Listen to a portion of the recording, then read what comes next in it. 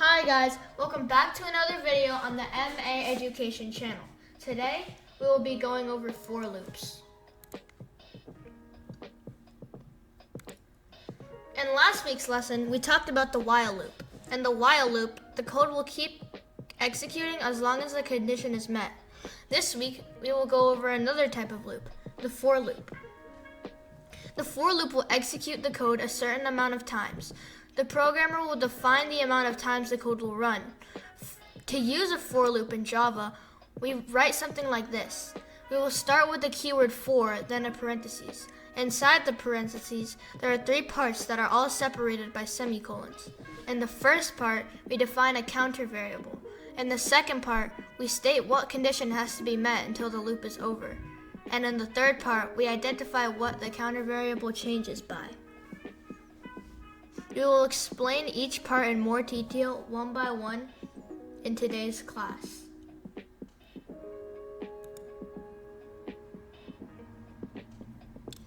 Here is the diagram of the for loop we just talked about. As we can see, we first start with the counter initialization, then check the condition.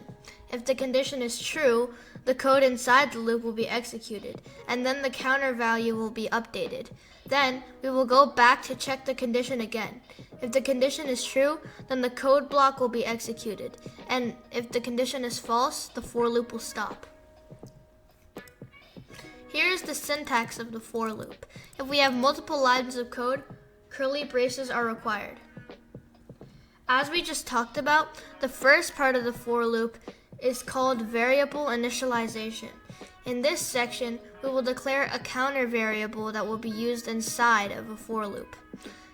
The variable value we set up in this section will be the starting point of the loop. In this example, we declare integer I equals to 0 with a semicolon after it. The variable can be named anything. You can name it J, K, M, etc. Whatever you like really, but we normally name it I. This variable is always an integer. An important thing to remember is that the initialization only happens once at the beginning of the loop, before we do anything inside of the loop. We initialize the counter variable here, and that will be the only time we initialize it. The counter variable can be declared and set inside the loop. As shown in the example, we declare I equals to 0 inside the loop. In this case, I can be accessed only within the loop. If we want to print I outside the loop, there will be an error. Now let's see another example. The counter variable can be declared outside and set inside. As you can see, we define an integer outside of the loop and initialize I equals to 0 inside the for loop. In this case, I can be accessed outside of the loop. For example, if we want to print I outside of the loop, I will equal to 3. Let's show it in JDoodle. Here we have the program in JDoodle. As you can see, the variable initialization is int I equals to 0, the condition is I is less than 3, and the counter value update is I++. Let's see what this prints. As you can see, it prints out hello 0, hello 1, hello 2. Now let's try putting the print statement outside of the for loop.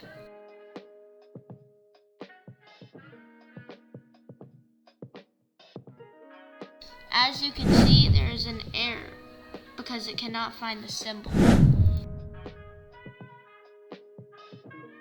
Now we have the second demo. Here we define int I outside of the loop, and we just initialize it inside the loop. Now we're printing it inside and outside of the loop. Let's see if this works. As you can see, it prints out the outside loop value and the inside loop value perfectly fine. The second part is the loop condition.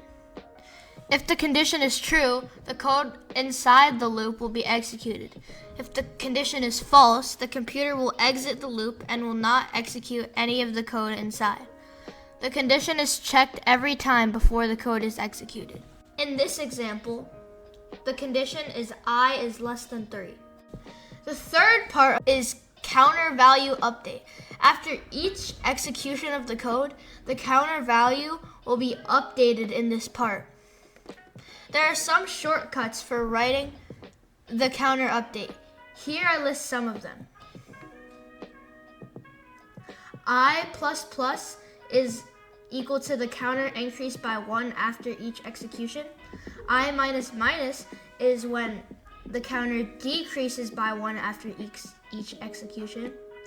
I plus equals to 2 is counter increased by 2 after each execution. Counter minus equals 2 is counter decreased by 2 after each execution. And I times equals to 2 is counter times 2 after each execution.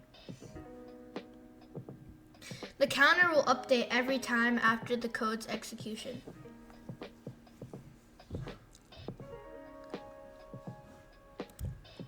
Let us now see an example about what exactly a computer will do in a for loop. If we have this loop, this part is the counter initialization. We define a counter I and set its initial value as 0. The condition is I is less than 3. I++ is the counter value update. I will increase by 1 after each execution. The code that will be executed is print hello, and then print the counter value. Note that when we print hello, we do not create a new line on the print statement, but the next print line we do. Because of this, the hello and counter value will be on the same line, but the next set will be on a new line. The first thing the computer is going to do is the counter initialization. Here, the counter variable I is initialized as 0. Then the computer will check the condition. Here, 0 is less than 3, so the condition is true. The computer will execute the code and print hello I. So here, the computer will print out hello 0. After executing the code, the computer will update the counter value. Here, the counter value will be increased by 1, so now I is equal to 1.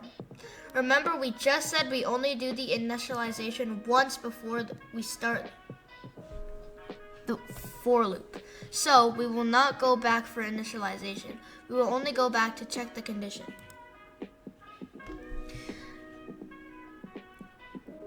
After executing the code, the computer will update the counter value. So here, the counter will be increased by 1. So now I is equal to 1. Since the condition 1 is less than 3 is true, the code will be executed and the computer will print out hello 1.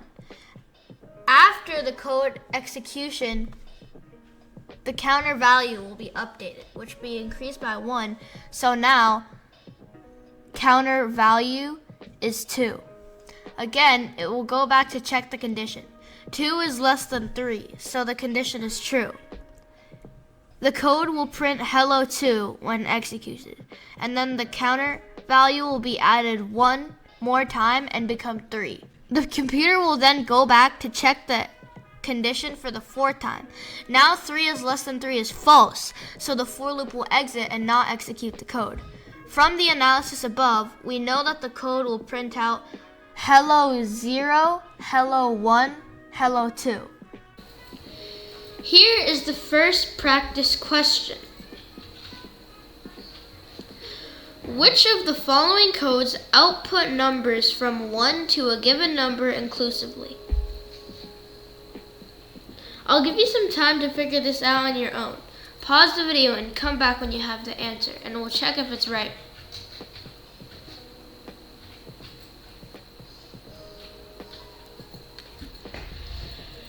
Great, now that you have the answer, let's see if you are correct.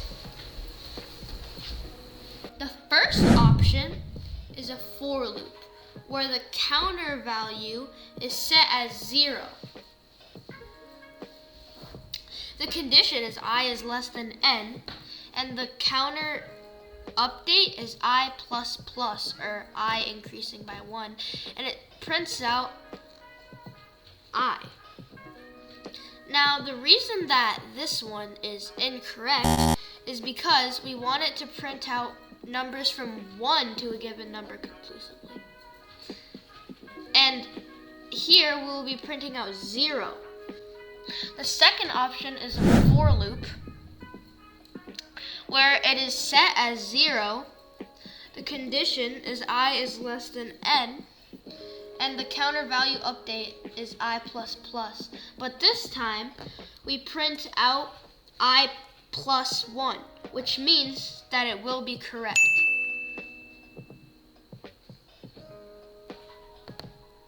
The third option is a for loop where I starts at 1 and ends at n plus 1. But since it's less than, it will end at n. So it will print out all the numbers from 1 to n inclusively. The fourth option is a while loop, where the condition is counter is less than or equal to n. Inside the loop, we print counter, and we also update it by adding 1 to it.